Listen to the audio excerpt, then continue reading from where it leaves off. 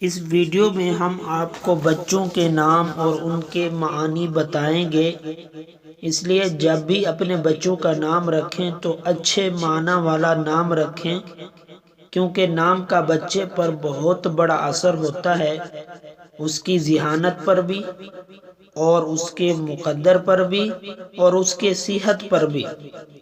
نام ہے آفاق، اس کا معنی ہے آسمان کے کنارے۔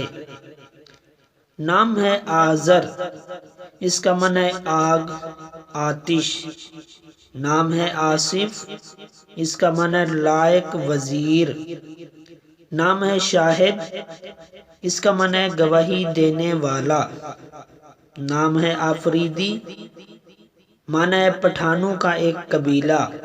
نام ہے آدم، انسان آزمین کا آدم۔ نام ہے آرزو، اس کا معنی ہے امید، آس، خواہش۔